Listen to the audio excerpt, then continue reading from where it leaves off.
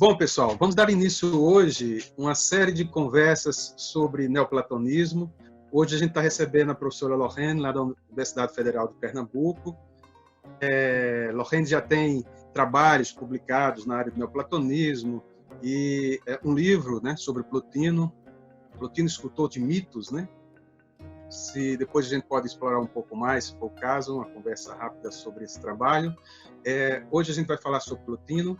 Eu queria esclarecer que esses pequenos vídeos fazem parte de um projeto junto ao grupo de pesquisa, ao grupo de trabalho, né, o GT de Neoplatonismo da Ampof, e que tem como objetivo tornar público, né, algumas pesquisas que estão sendo desenvolvidas no Brasil, principalmente para os estudantes que hoje não encontra nas redes material suficiente sobre o neoplatonismo. Eu queria agradecer a Lorraine por ter aceitado participar dessa nossa conversa. Gostaria no primeiro momento, que você pudesse falar um pouco sobre o seu interesse por Plotino e, enfim, a sua pesquisa ao longo desse tempo aí, com esse autor tão importante para a filosofia de uma maneira geral. Oi, Cícero. Então, eu queria começar te agradecendo o convite para falar sobre Plotino. É um prazer, assim, uma honra estar aqui contigo, e falar sobre Plotino é sempre algo muito, muito importante, né? Para mim, pelo menos, como leitora estudiosa de Plotino. O meu primeiro contato com Plotino foi ainda na graduação em Artes Plásticas. Eu fiz bacharelado em Artes na Universidade Federal do Rio Grande do Sul. E no final do curso, né, com as disciplinas de estética, filosofia da arte, eu comecei a me interessar por esses temas. Nunca tinha ouvido falar em Plotino, mas comecei a me interessar por estética. E uma professora de teoria da arte, vendo esse meu interesse, me sugeriu aquele livro Ideia, a Evolução do Conceito do Belo, do Panofsky, que ela disse que seria uma boa introdução, né, a isso que eu estava querendo estudar. E foi lá que eu li a primeira vez sobre Plotino. Foi a primeira vez que eu vi o nome de Plotino.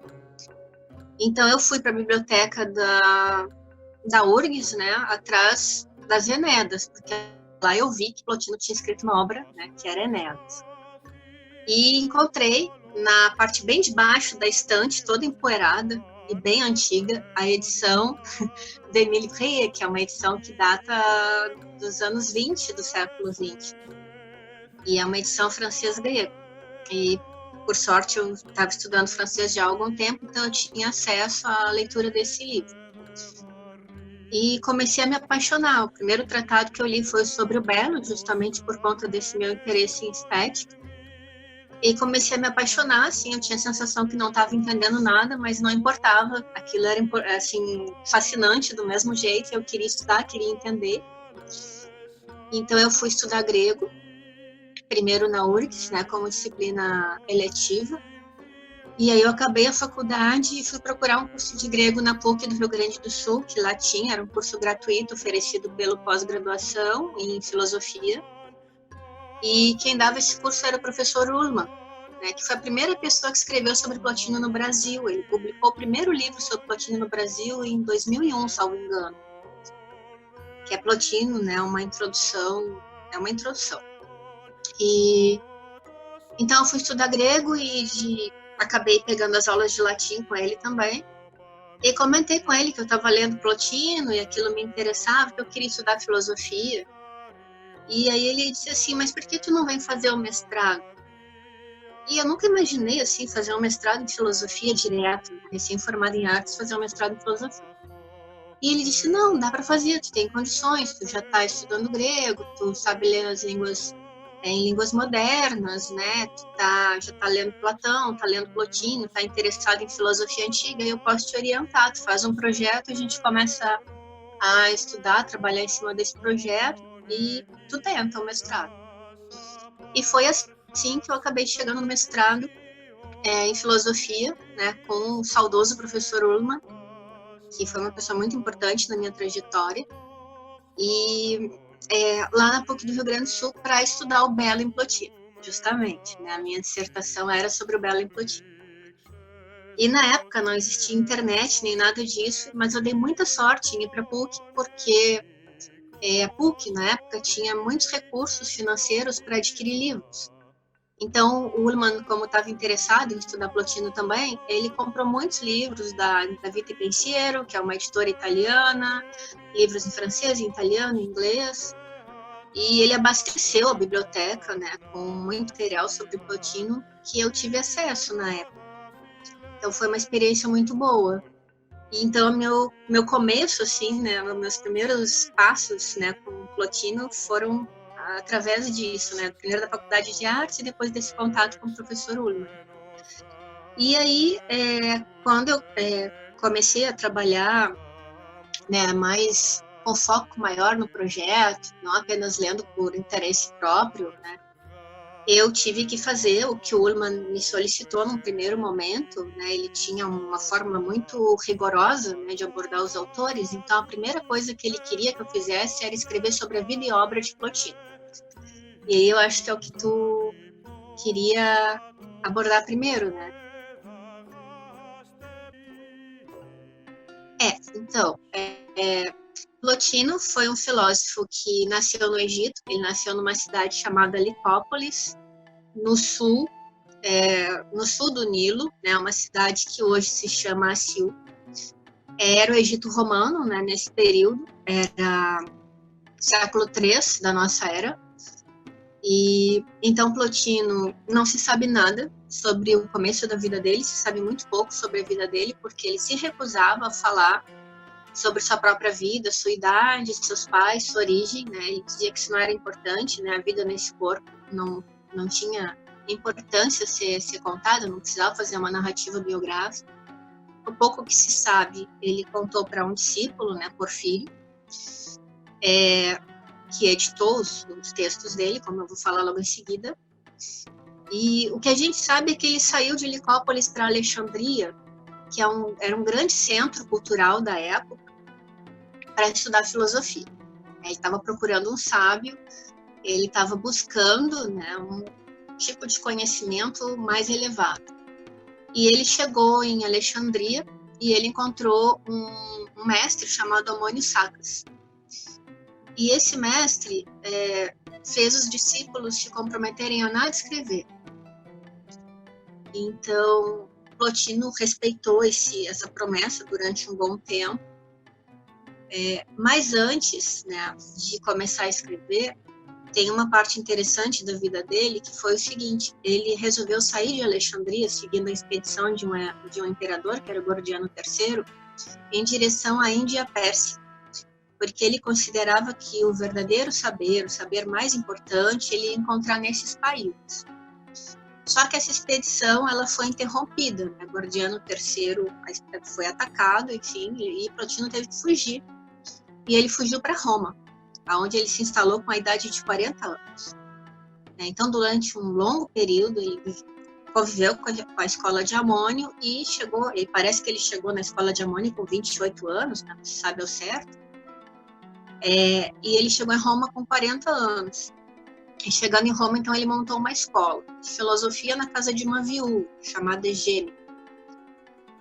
E nessa escola, ele iniciou, então, os ensinamentos do que ele supostamente teria aprendido com Ammônio. É interessante observar que Plotino é considerado uma pessoa muito justa, muito correta, né? E que todas as crianças, né, crianças que eram órfãs, que perdiam os pais, iam para essa casa, né? Plotino criava os órfãos e dava o ensinamento inicial para eles, e quando eles tinham a idade de decidir, eles podiam escolher se iam seguir na filosofia ou não, e nessa idade, então, Plotino entregava os bens que eles tinham herdado. E, bom, né, a escola de Plotino era ele tinha uma relação de fraternidade, digamos assim, com os discípulos mais próximos, mas também era aberta para quem quisesse aprender, né? Então, havia um fluxo de pessoas que vinham, pessoas que iam, pessoas que passavam tempo na escola, né? E a presença dessas pessoas também interferiu muito na atividade escolar de Plotino. Por exemplo, durante um certo período, os gnósticos frequentaram as aulas. Então, Plotino escreve tratados contra os gnósticos, né, onde ele contesta algumas teses desses autores, né, a gente hoje chama de autores, sobretudo em torno da beleza do mundo sensível, que é um tema que a gente vai comentar depois. Então, a escola funcionava de uma maneira muito orgânica, né? Não existia um currículo pré-estabelecido. Iam se trabalhando os temas de acordo com o próprio interesse, muitas vezes, dos discípulos. Então, Porfírio conta um outro episódio que ele mesmo, Porfírio, passou 3 dias perguntando sobre a alma. Tinha muitas dificuldades em entender alguns pontos de doutrina sobre a alma, e ele passou 3 dias, né, inquirindo Plotino sobre esse assunto. E no 3º dia, um discípulo reclamou, disse assim, mas tu não pode falar de outra coisa, não pode fazer um comentário de texto corrido, tem que ficar repetindo, falando sempre sobre a alma. Porfírio sempre perguntando, atrapalhando. E o Plotino disse que isso era o que fazia ele ter material para ensinar, claro, com outras palavras, né, que era importante justamente que os discípulos fizessem perguntas, né, que isso era que constituía realmente a metodologia de ensino. E isso é muito interessante a gente observar, porque é uma prática, né, comum das escolas dessa época. Interessante. Como é que você definiria, então, assim, de uma maneira geral, introdutória, assim, a estrutura da metafísica de Plotino? O pensamento de Plotino ele estaria estruturado de que modo, assim, que você poderia resumir um pouco? É difícil resumir, né, um pensamento, como tu sabe, tu também escreveu sobre Plotino, né, tem um livro sobre Plotino próprio. É muito difícil resumir, mas basicamente Plotino estrutura a realidade em o que a gente chama de mundo inteligível e mundo sensível. O mundo sensível é o nosso mundo, esse mundo onde a gente vive, o mundo físico. E o mundo inteligível é esse mundo que está para além da gente. Quem leu Platão pensa logo no mundo das ideias platônicas. É mais ou menos isso, mas é um pouco diferente. Plotino postula um princípio imprincipiado, né, que é o ou uno, né, a gente encontra as 2 fórmulas nos textos em português.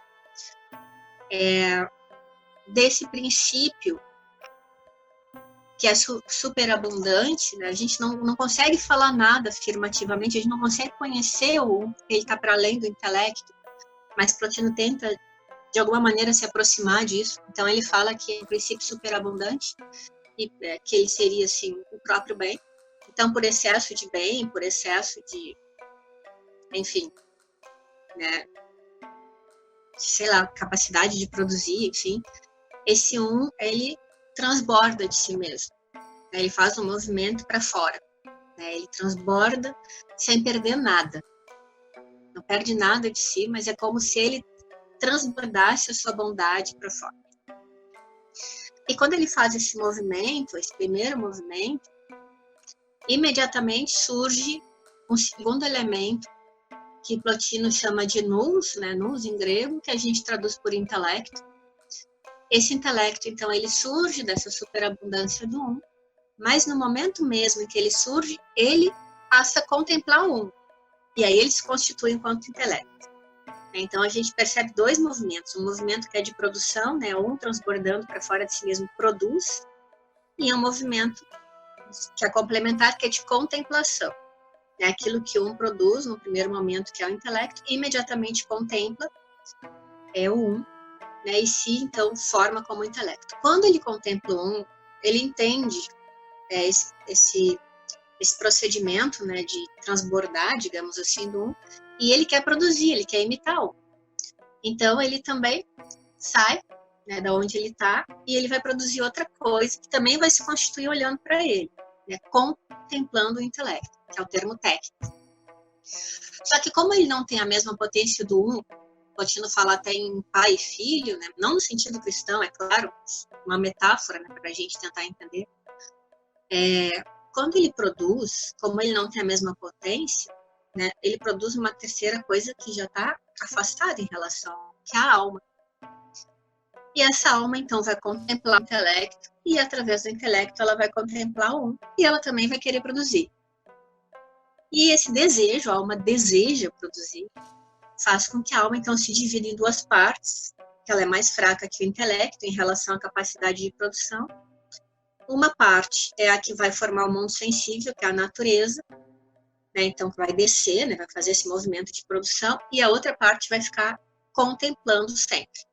Contemplando e através da contemplação, o intelecto, e através da contemplação do intelecto, a alma contempla o Então é como se a alma pudesse fazer 2 movimentos, mas esses 2 movimentos a partissem, né, em 2 partes, sem que ela perdesse a unidade. Então Plotino fala que a alma é una e múltipla.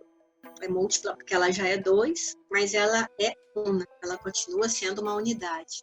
Não sei se dá para entender. Então, você comentou que você teve bastante interesse desde o início na questão do belo, né? E Plotino tem um tratado sobre o belo. Como é que você enquadraria o belo dentro desse esquema de produção e de contemplação?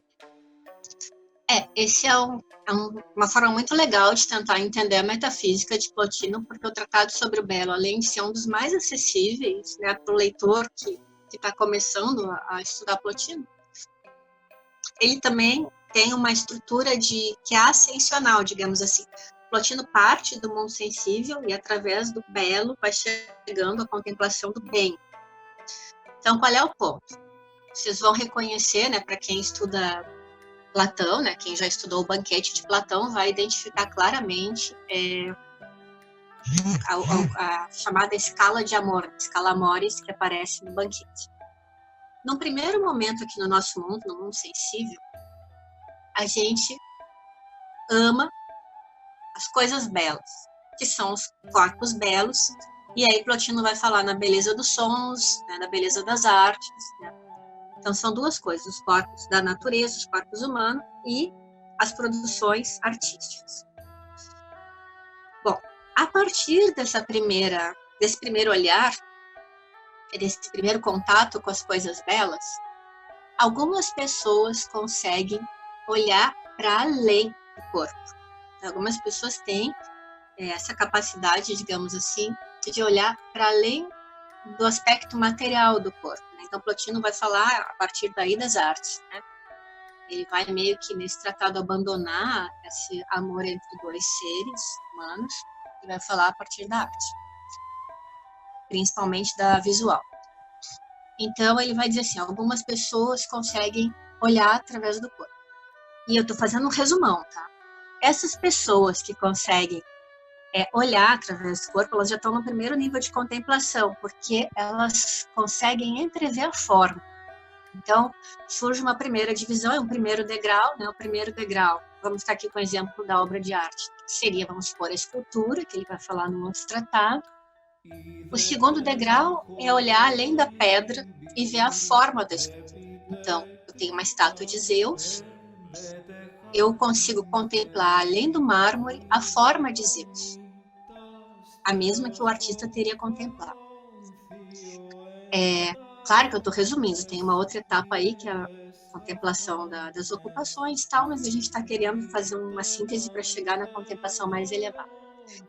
Quando eu chego nesse nível da contemplação da forma, é a própria forma que o artista teria contemplado e colocado na pedra para fazer a bela estátua, eu supero essa materialidade. Eu não preciso mais da matéria sensível. Eu já saí do corpo. Eu estou no nível da forma. E quando eu vejo a forma do belo, eu percebo que existem outras formas. Por exemplo, a forma da justiça, né, a forma da coragem. Então, uma forma me dá acesso a várias formas. E essas várias formas constituem um mundo inteligível, o intelecto, que é a sede das formas, e com isso ele se identifica, digamos assim, com o mundo das ideias de Platão. Então, uma forma me dá acesso ao todo o intelecto. Então, veja, eu já passei, né, da primeiro nível de contemplação para um nível mais elevado, mas, ao mesmo tempo, o intelecto é um. Quer dizer, todas essas formas é como se fossem transparentes entre si mesmas, fossem aspectos de uma única coisa, que é o intelecto. E uma vez que eu chegue nessa contemplação do intelecto, eu posso chegar à contemplação do outro. nesse tratado não fica muito evidente se todos podem chegar à contemplação do uno necessariamente depois que contemplou o intelecto ou só alguns. Mas Plotino ele usa muitos mitos para explicar essa contemplação, e um dos mitos mais interessantes é no final do tratado o mito de Odisseu, Ulisses, né? Que ele fala assim, é muito bonito o final do tratado, que não adianta ter pernas e nem barco para chegar na sua própria casa, né? E diz assim, voltemos para nosso lar, né? Como Odisseu que queria voltar para Ítaca, não adianta ter pernas e nem barcos para voltar para casa, é um movimento da alma. Só se chega lá através da contemplação que a nossa alma, porque ela vem da alma do mundo, é capaz de fazer. Então, acho que assim, um resumo, mais ou menos, seria esse. O que tu acha? Acho que seria legal tu complementar um pouco também. Bom, então, é interessante você falar do belo como um processo de contemplação, ou pelo menos entendido como níveis, né, que conduzem ao fim último, que também é descrito como belo, né? Dionísio vai chamar como hiperkalos, ou seja, essa ideia de que há um belo mais que belo também, que seria um pouco a expressão dessa unidade primeira, né? E isso tem umas consequências interessantes para a tradição posterior, né? Porque se nós temos uma escala de belos, de belezas corporais, belezas das ações, belezas das ideias, beleza no sentido amplo de uma unidade, né? Isso se converte também num processo de contemplação, que uma tradição que vai ser chamada de neoplatônica cristã, ou vai desencadear um pouco essa discussão sobre a mística cristã, né? Uma perspectiva de uma busca de unidade com o belo, ou pelo belo com o belo, né? Isso está marcado nessa tradição que vai desde, enfim, dos primeiros pensadores aí até a gente vai do século, né, XVI, no auge aí do que você poderia chamar do século de ouro espanhol. A gente tem San Juan de la Cruz, né, uma expressão muito forte disso, amante no amado transformado, essa coisa da beleza que busca a beleza, que seria no caso o próprio Deus, né, na tradição cristã. E isso está margeado e permeado, digamos assim, pela imagem do eros ou do amor, né? E, enfim, bastante discutido isso dentro da tradição cristã, o eros, e nessa conversão de ágape e de eros e ágape depois no cristianismo, né?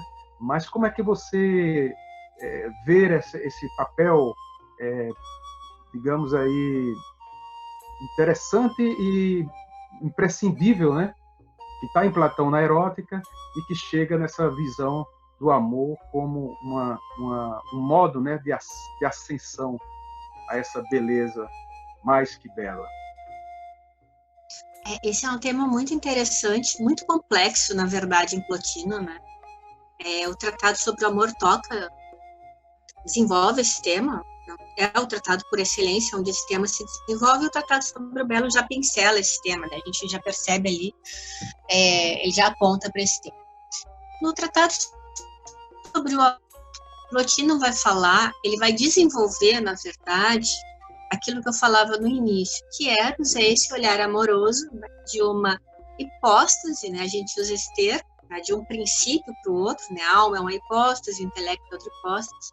Então, de uma para outra, e logos, ou os logo aí, que é o plural, é a descida, são os níveis da descida. Então, Eros, como um olhar amoroso, vem acompanhado, Plotino fala, ele conta um mito, né? Vem acompanhado sempre de Afrodite, ou seja, Afrodite é a alma. Qual é o mito? Disse, né, que quando Afrodite nasceu também Eros. Então, Eros nasce junto com Afrodite, torna seu companheiro. Porém, há uma outra versão do mito, que é aquela que a gente encontra no Banquete de Platão, que quando Afrodite nasceu, os deuses fizeram uma festa e um deus, né, uma criatura divina, chamada Poros, que é a abundância, se embriagou de néctar, né? Os deuses bebiam néctar, né? Não bebiam vinho, e comiam ambrosia. Se embriagou de néctar e dormiu. E aí entrou lá Penia, uma mendiga, que não era uma deusa, era uma mendiga que andava por ali pedindo, catando, né, coisas, restos para comer. E ela viu Poros dormindo, né, embriagado, e ela pensou assim: se eu tiver um filho de Poros, eu vou sair da miséria. Penia é a privação, que poderia pensar que é a miséria. Para Plotino, ela é a matéria, né, que é um elemento constituinte do nosso mundo, por exemplo. Então, ela engravida de um filho de Poros, e esse filho é Eros. Então, nessa versão do mito, Eros não nasce junto com Afrodite, mas na festa de nascimento de Afrodite, ele é resultado da união de Poros e Penia. O que Plotino faz? Ele junta os dois mitos e diz que aquele Eros que nasce junto com Afrodite é o amor da alma superior, e que esse Eros que nasce da união de Poros e Penia é o amor da alma inferior, da alma popular, da alma pandêmica, que seria essa Afrodite que nasce e que é festejada pelos deuses. Então, o que isso significa? Que existe um nível, né, de almas que vai ficar sempre nesse nível, nesse ambiente, digamos assim, popular, né, pandêmico. O que ele quer dizer com popular? Que não tem essa capacidade de ascender, né, que nunca vai desenvolver esse olhar amoroso em direção às hipóstases, né. E existe um nível de alma, essa que nasce acompanhada de Eros, que é aquela que vai desenvolver esse olhar, esse Eros em direção às hipóstases. Então, ele vai transformar Eros de Deus num olhar amoroso. A gente poderia até pensar no olhar metafísico, que é esse olhar que os medievais vão transformar nesse amor místico, né? Eu acho que era um pouco isso que tu vinha falando. E essa alma, né, que é a Afrodite, ela passa então a ser um princípio metafísico, né? É essa mesma alma que contempla o intelecto e que depois vai contemplar o um. Então, cada passo de contemplação, a parte superior da alma contemplando o intelecto, é um primeiro movimento de Eros, né? É um Eros que está voltando para o seu lar, né? Que seria é um primeiro movimento desse olhar amoroso da alma. Quando Eros chega, quando esse olhar chega no intelecto, ele então entrevê o princípio, e aí ele se volta para esse princípio, que é o próprio movimento da alma, mas aqui Plotino está explicando isso em termos de visão amorosa. Então ele se volta para o um, e ele vira contemplação do um. Contemplação em grego é teoria, que também é um verbo ligado à visão. Então, o amor é esse movimento de conversão. Plotino usa esse termo também, de conversão do olhar, né?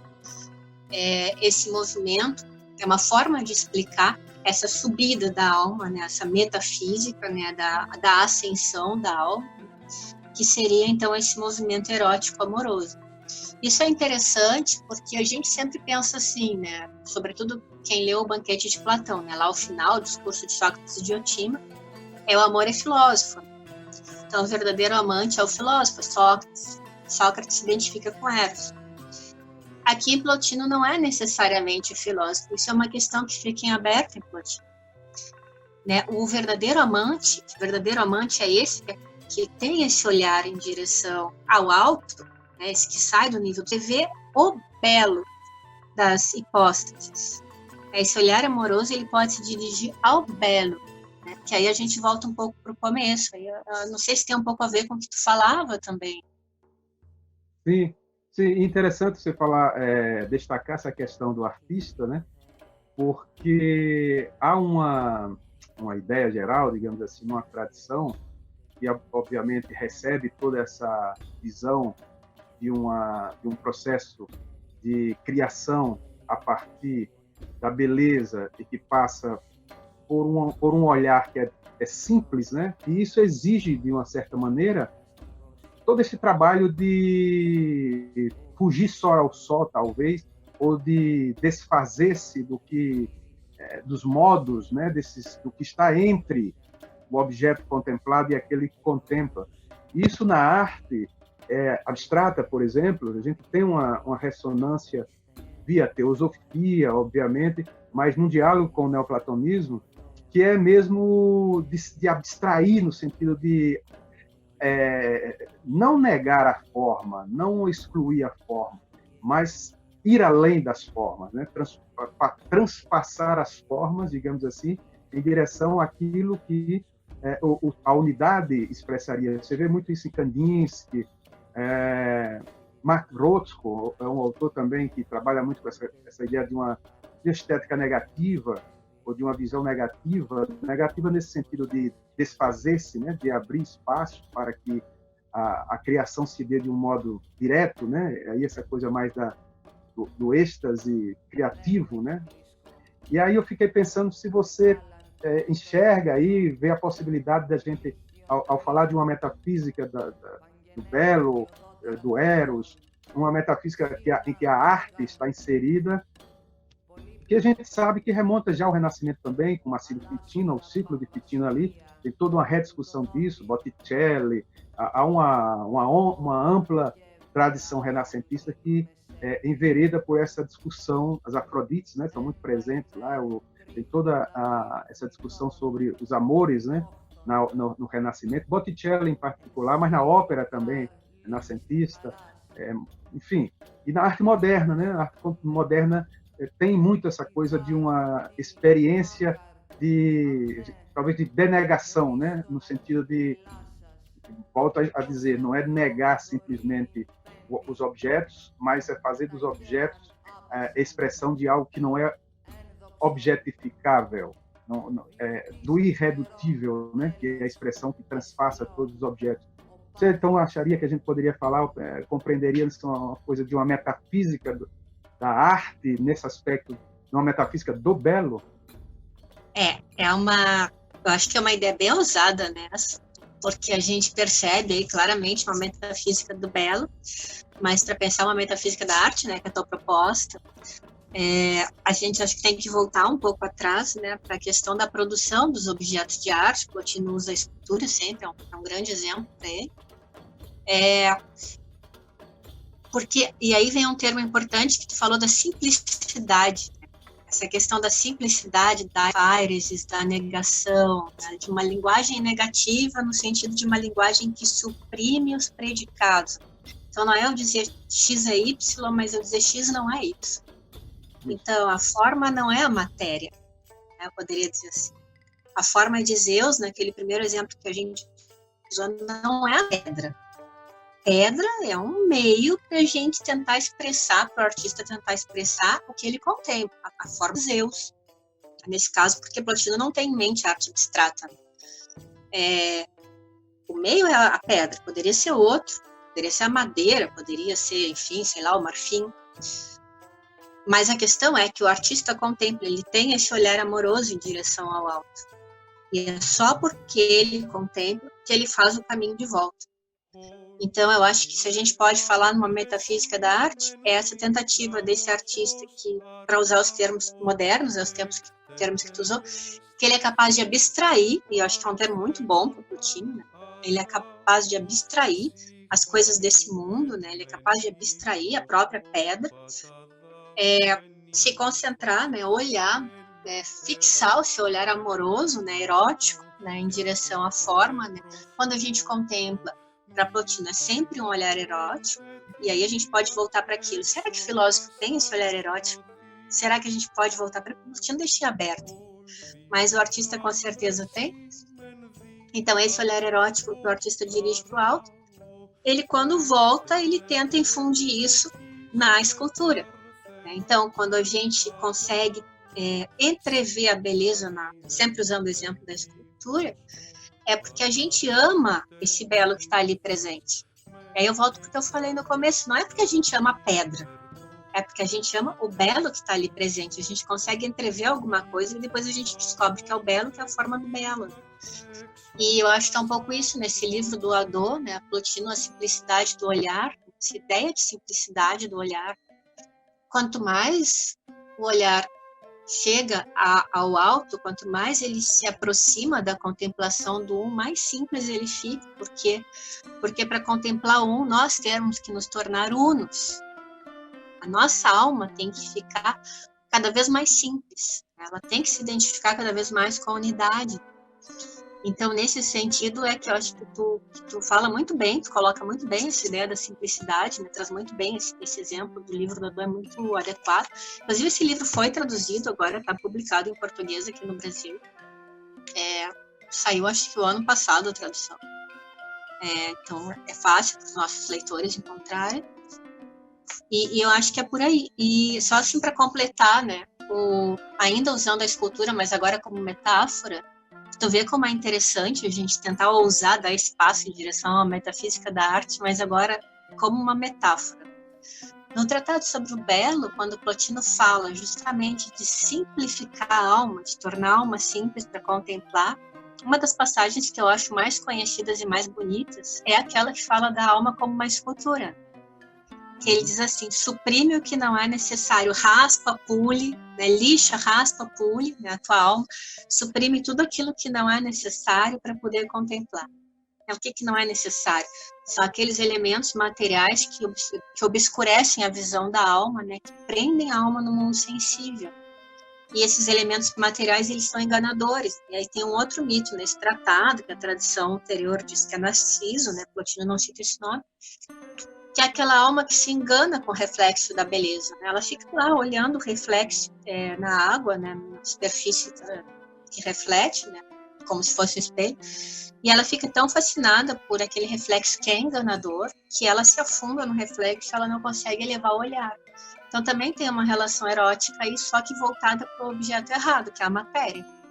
É errado por quê? Porque esse objeto não vai elevar o olhar da alma. Então é um objeto amoroso que vai fazer a alma afundar na materialidade. Não sei se ficou muito claro, mas eu acho que... Isso. Eu gosto muito da ideia de Platão, né? E eu acho que permanece nisso tudo, que é quem não vê o uno no múltiplo e o múltiplo no uno, não pode filosofar, né? E nesse sentido, a matéria expressa uma multiplicidade, que se conduz a uma unidade, né? Então, essa relação dialética entre a matéria e aquilo que fundamenta ou que estrutura a beleza que se faz múltipla é uma coisa interessante. E isso tem consequência interessante da linguagem também, não só pictórica, né? A gente está falando de arte, mas tem uma questão da poesia também, que absorve muito essa coisa da palavra, né? A palavra sempre como um meio, um modo, né? Isso chega a limites tal de uma poesia que é paradoxal, né? Completamente uma desconstrução de si mesma, né? Para poder dizer o que não se diz, né? Um pouco uma luta consigo da linguagem, né? Então, dizer o indizível é sempre lançar-se contra o limite das palavras, que é a matéria, né? É aquilo que o poeta lida. Acho que tem consequências interessantes para a arte, como a pintura, a escultura, enfim, e que a literatura também absorve isso, e a gente tem muitos exemplos, né, dessa tradição também literária que absorve essa herança, digamos, de um pensamento que tem uso de ação, mas exige ir além dos modos, né, dos meios, para que a beleza mesma se mostre de alguma maneira, ainda que velada pela linguagem, né? Permanece aí essa relação. Com certeza. Senão, a gente tem mais 2 minutos assim, antes de encerrar. Sim. Então, para retomar esse teu exemplo, né, acho que a gente já está se encaminhando mais para o fim aqui do nosso bate-papo. Que a gente poderia ficar o dia inteiro falando, mas tu meio que deu um limite de tempo. Eu gosto muito também desse exemplo, né? E eu sei que a poesia é um termo caro para ti, é importante. Foi muito legal tu trazer isso, porque Plotino desenvolve esse trabalho com a linguagem. Né? A própria escrita de Plotino é sempre essa luta consigo mesmo. Por quê? Porque como não se pode conhecer um apropriadamente, né? Ele está para além da linguagem, para além do pensamento, mas, e aí a gente volta para o exemplo de Eros, né? Do olhar amoroso. Mas, quem contempla tem que traduzir isso em linguagem para quem ainda não contemplou, para que as pessoas se sintam estimuladas a contemplar, entendam o que é a contemplação, né? O que é o êxtase. Né? É a missão do mestre, né? Na verdade, essa, né? Do mestre, no caso do mestre neoplatônico. Então, ele precisa encontrar meios na linguagem, que é o próprio meio de expressão dele. Ele não é um escultor, ele é um filósofo, né? No sentido pleno do termo. para falar do que não se diz, do que não se fala, para falar do indizível, né? Que tu usou esse termo. E então, quando eu digo assim, no Tratado sobre o Amor tem muitos mitos, né? Ele fala dos mitos do nascimento de Afrodite e Eros. No Tratado sobre o Belo, ele fala de Odisseu, fala de Narciso, etc. Eu acho que, falei na metáfora da escultura, eu acho que já são alguns indícios, né? Que Plotino precisa, de alguma maneira, assim, colorir, digamos, a linguagem, né? Dar coisas a ver, a ver mesmo, né? Figuras. Mitos são figuras. Ele precisa produzir elementos que a gente veja e que nos toque, que nos conduza, né, através da visão mesmo. Então, é uma linguagem que é figurativa, ela é fortemente figurativa. A gente vê aí os mitos, as metáforas, mas ele também, ele não é bobo nem nada, ele sabe que se ele fizer isso, ele vai estar escrevendo poesia, não filosofia.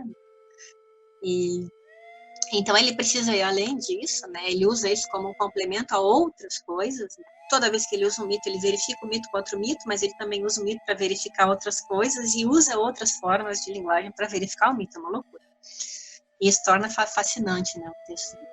Então, por exemplo, ele vai usar a analogia, né? Isso é muito interessante, né? O jogo de analogias.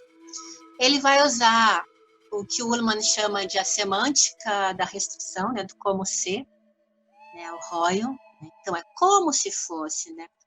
Então, por exemplo, é como se fosse Urano, como se fosse Zeus, né? Para a gente voltar, por exemplo, dos mitos. É como se fosse o hipercalon, né? Tu até mencionou antes, o hiperbelo. Aí isso nos leva também à linguagem do hiper, né? O hiper, né? É como se fosse o hiper. E aí ele vai colocando elementos aí, né? Hiperbelo, hiper isso, hiper aquilo. E aí ele tem que verificar esse hiper, já tem o como ser, já tem o hiper, com a linguagem negativa. Então, a gente volta para o que falava da arte. Ele não é. Então, há Feireses. Então, por um lado, a gente tem a linguagem positiva, a catafática, por outro, a gente tem uma linguagem que é a linguagem negativa. O não é belo, o não é intelecto, o não é Zeus, o é como se fosse a fonte de água, mas o não é água. Então, é como se fosse metáfora, mas não é aquela metáfora, né? Então, essas fórmulas vão se complementando, sempre na tentativa de falar de algo que não é apreensível na linguagem. E isso estabelece uma relação muito interessante com a poesia. E aí eu acho que com algo que tu conhece melhor do que eu, né? Que é a teologia negativa, né? Que já o pseudo Dionísio Areopagita desenvolve, né? E que se desenvolve uma longa tradição, chega lá em Nicolau de Cusa e tal. Eu não sei se tu quer falar alguma coisa para a gente ir fechando. Isso.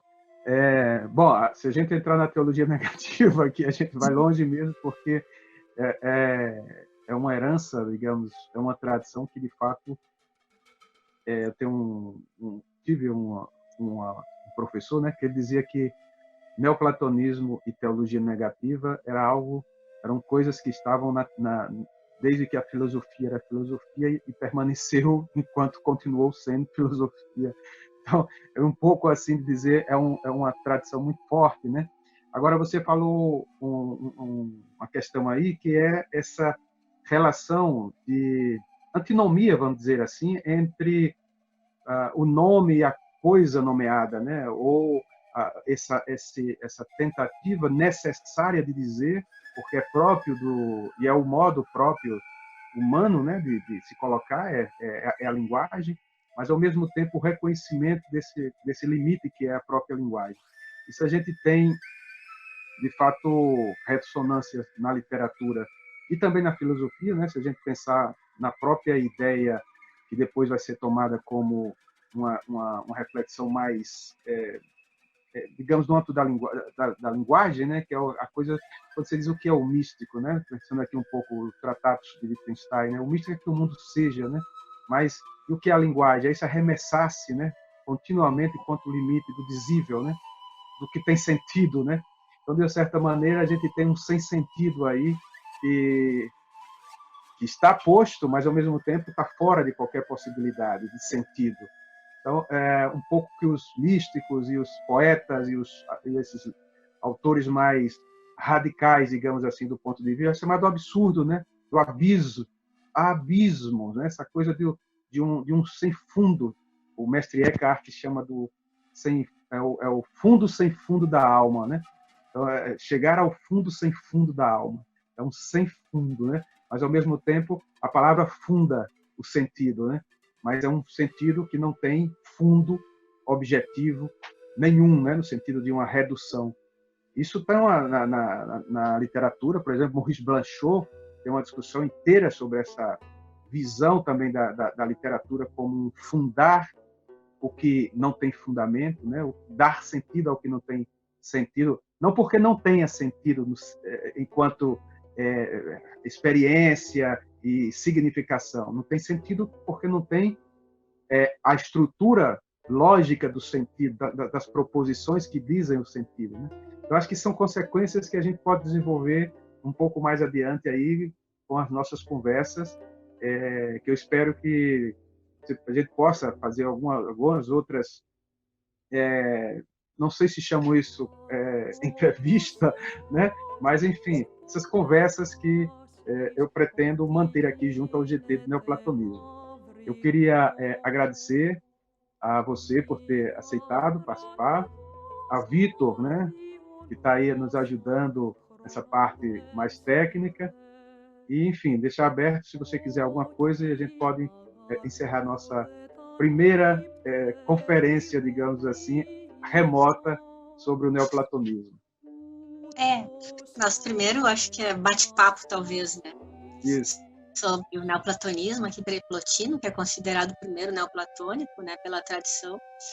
E, bom, né, vida longa ao GT, né, e a esse novo formato, né, a gente está reinventando os formatos, né, agora com o isolamento. Tem uma coisa legal, porque antes a gente não teria feito isso, né? A gente teria esperado um encontro de filosofia para sentar na mesa de jantar e conversar sobre isso. Então, o isolamento está proporcionando essa proximidade que é diferente, né? A gente está podendo desenvolver essas conversas, né? Essa interlocução tão rara, né, sobre Plotino no Brasil, à distância.